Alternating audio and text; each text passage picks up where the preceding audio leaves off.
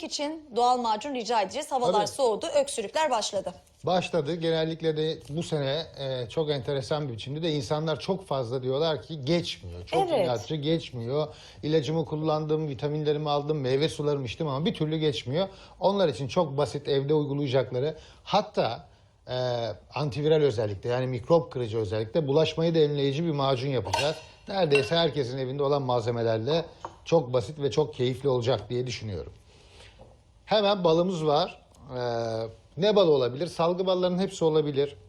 Mesela biz sedir balı kullanacağız burada. Çam balı olabilir.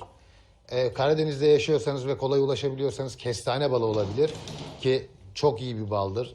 Salgı balları bu tür rahatsızlıklar karşısında bir yarım kilo kadar, 400 gram kadar civarında balımızı koyduktan sonra şöyle bir çevirelim. Hemen zencefilimiz var. Kış hastalıklarında olmazsa olmaz. Müthiş de bir enerji kaynağı. Hemen onu da söyleyelim yanında. Bir tatlı kaşığı kadar zencefil koydum içerisine. Çörek otumuz var. Hem alerjilere karşı çok güçlü bir koruyucu, hem de solunum yolları için özellikle çok keyifli ve çok sağlıklı. Havlucanımız var. Yine bir tatlı kaşığı. Bu da vücutta tonik etkisi gösteriyor. Bu toniği hemen makyaj malzemesiyle karıştırmamak lazım. Bunu söyleyelim. Aman. Evet. Yani bu tonik etki demek aslında güçlendiren etki demek. Yani ve ben çok seviyorum ve kış tariflerinde hep kullanıyorum. Çok iyi bir vücut ısıtıcı. Özellikle dışarıda çalışanlar, açık havada çalışanlar için çok keyifli bir baharat. Sürekli elleri ayakları üşüyen bayanlar. Kesinlikle. O demir eksikliği, ona geleceğiz zaten. Stüdyosu soğuk olan sunucular bundan kullansın. Güzel fikir. İyi Evet, fikir. iyi fikir.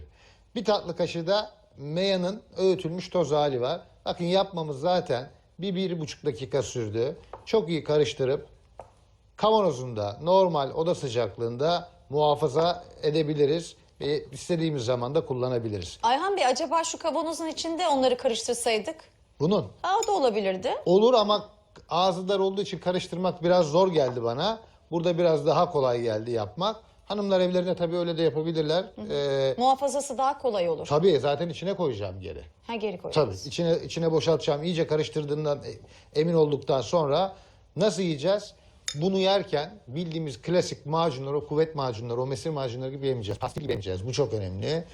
Sabah bir tatlı kaşığı, yetişkinlerde gece yatmadan önce de bir tatlı kaşığı. Bunu yedikten sonra su bile içmeyeceğiz buna. O bütün gece çalışacak biz uyurken ve sabah kalktığımızda çok sağlıklı hissedeceğiz. Daha ilk günden çok ciddi olarak faydasını görmeye başlayacağız. Bunu Çocuklarda- yatmadan önce. Çocuklarda da kullanabiliriz. 5 yaş üstü çocuklarda bir çay kaşığı bu sefer ölçü düşüyor. Bir fark yok arada.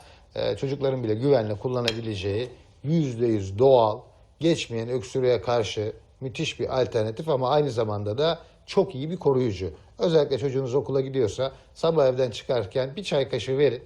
Ağzında pastil gibi emerek tüketsin.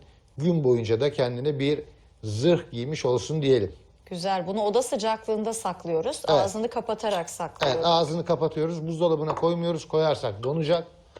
Dolayısıyla direkt güneş ışığını görmeyen herhangi bir yerde saklayabiliriz. Bakalım. Evet, baharatların zaten kokusunu neredeyse çok sevmeyen de yoktur. Evet, sizin söylediğiniz gibi bu ağızda dağılıp yavaş yavaş emildiğinde Evet. buna fırsat tanıyan bir karışım olduğu şu anda ekranda da net bir şekilde gözüküyor. Ellerinize sağlık, hepimize lazım, büyük küçük. Evet, şifa olsun. Şifa olsun.